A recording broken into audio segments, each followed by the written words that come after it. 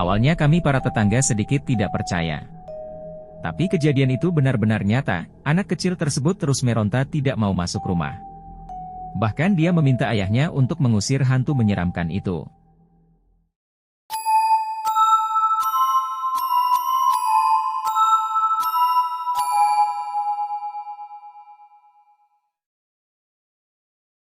Assalamualaikum warahmatullahi wabarakatuh. Kembali lagi bersama saya di channel Danger Zone. Jadi di segmen Kismis Kisah Misteri kali ini saya akan menceritakan tentang teror hantu api Banaspati. Sebelum masuk ke ceritanya, alangkah baiknya kalian dukung channel kami dengan cara subscribe, like, comment, and share ke teman-teman kalian semua. Agar kami lebih semangat lagi untuk membuat video-video yang lebih menarik lagi. Oke, tanpa banyak basa-basi kita gas ke ceritanya. Kismis Kisah Misteri dimulai.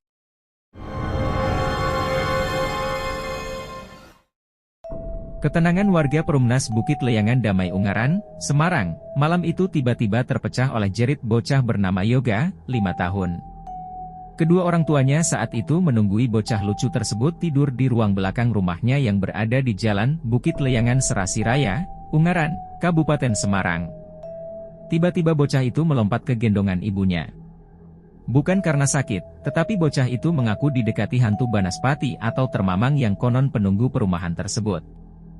Banaspati merupakan hantu menakutkan berbentuk sebuah api. Kadang berubah-ubah wujud seperti manusia yang menyeramkan. Hantu itulah yang membuat Yoga takut masuk rumahnya. Emoh kayono balon, tidak mau, itu ada balon. Neng coba ibu, di luar rumah saja bu, katanya sembari menjerit-jerit ketakutan.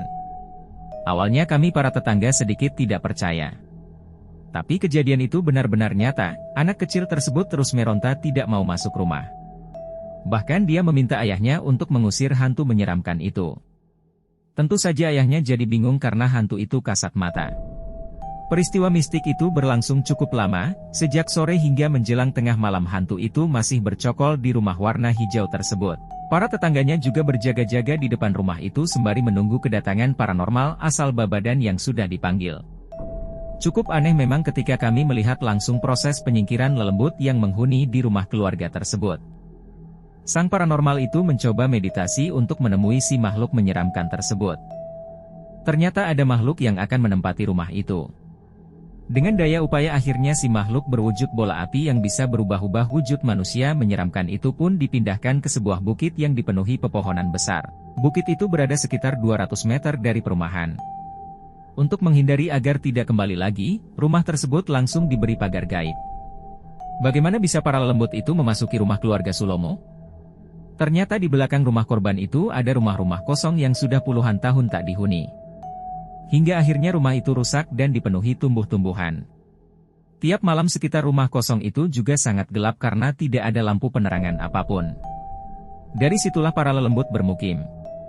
Ketenangan para lelembut terusik karena rumah-rumah itu dibersihkan pemiliknya. Karena itulah mereka terus pergi dan masuk ke rumah-rumah penduduk lainnya. Ternyata hantu itu masih saja mengincar Yoga. Karena dia tetap datang, walaupun tidak masuk ke rumah. Sekalipun demikian tetap saja mengganggu, karena Yoga masih saja sering ketakutan. Yoga mengaku melihat lagi hantu menyeramkan itu. Akhirnya dipanggil lagi seorang paranormal untuk menangkap si hantu.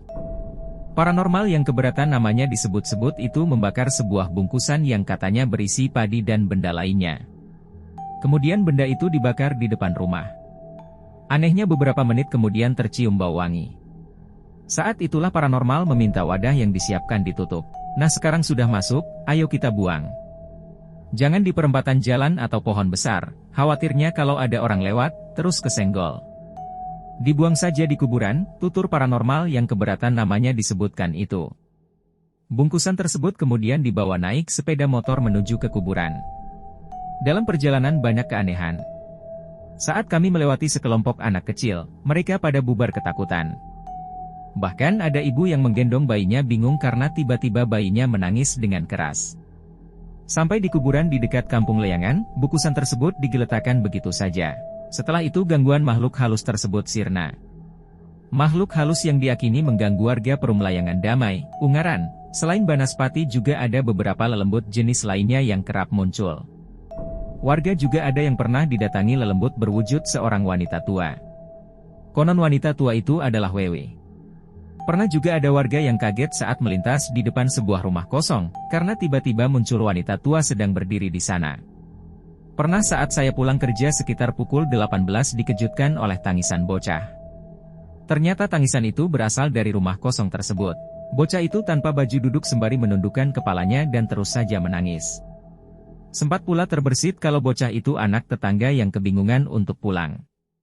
Tetapi ketika akan didekati, dia sudah hilang dari tempatnya. Semula dia duduk di bawah pohon mangga depan rumah kosong itu. Bulu kuduk pun langsung berdiri, merinding rasanya.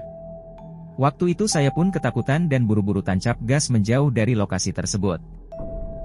Kalau dihubung-hubungkan mungkin saja ada benarnya di deretan rumah itu dihubungi oleh Wewe dan anaknya, yaitu bocah yang ditemui kami beberapa waktu lalu. Warga di kawasan tersebut bernama Eko juga merasa terganggu dengan adanya hantu Wewe. Kecurigaan soal hantu Wewe yang bergentayangan tersebut karena sejumlah popok bayi serta celana dalam wanita milik tetangganya pada hilang. Hilangnya pun sangat gaib, baru saja pindah tempat untuk menjemur sudah hilang. Padahal tidak ada orang yang terlihat di sekitar jemuran. Beberapa hari lalu ada keanehan, sebelah rumah saya itu sedang menjemur pakaian, tiba-tiba celana dalamnya lenyap begitu saja. Padahal dia masih berada di sekitar situ. Setelah kami cerita pada warga lama, katanya sebulan lalu memang pernah ada Wewe yang mencuri pakaian wanita dan anak-anak. Malah pakaian itu ditemukan berserakan di rumah kosong itu, kata Eko sembari menunjukkan rumah Wewe yang pernah digeledahnya. Tapi saat ini warga sudah mulai tenang, karena lelembut yang menakutkan itu sudah disingkirkan ke bukit belakang perumahan. Mungkin saja lelembut itu menempati tawar-tawar yang berada di atas bukit, atau bernaung di pohon-pohon besar. Oke, mungkin segitu saja cerita yang bisa kami sampaikan. Mudah-mudahan dapat menghibur kalian semua. Dan jangan lupa ikuti kami terus ya. Wassalamualaikum warahmatullahi wabarakatuh.